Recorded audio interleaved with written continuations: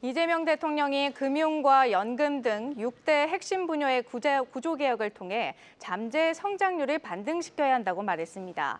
그러면서 내년을 구조개혁의 출발점이라고 강조했는데요. 대통령실 나가 있는 취재기자 연결합니다. 양현주 기자, 이날 수석 보좌관 회의에서 구조개혁 방안을 논의했죠. 네, 이재명 대통령은 오늘 수석보좌관 회의에서 규제, 금융, 공공 등 6개 분야를 구조개혁 대상으로 제시했습니다.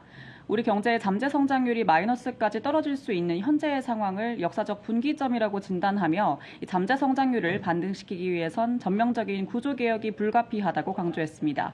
이 대통령 발언 먼저 들어보겠습니다.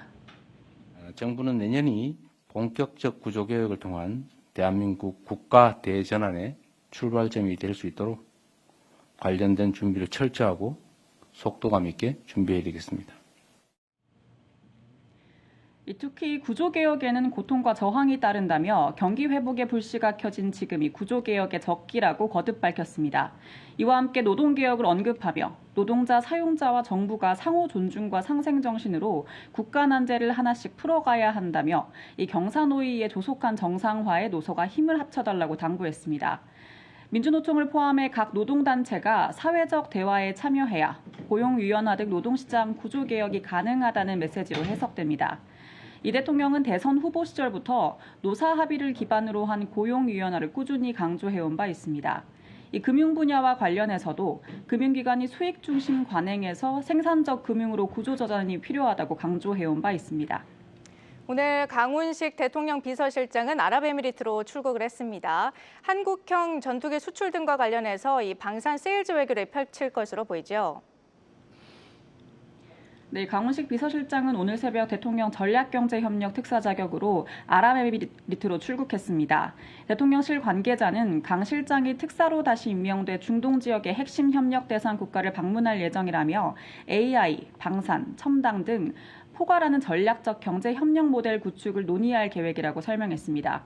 특히 아랍에미리트는 오랫동안 한국의 무기 체계에 높은 관심을 보여온 만큼 이 현지에서 국산 초음속 전투기인 KF-21 등 주요 무기 체계와 관련해 적극적인 세일즈를 펼칠 것으로 예상됩니다.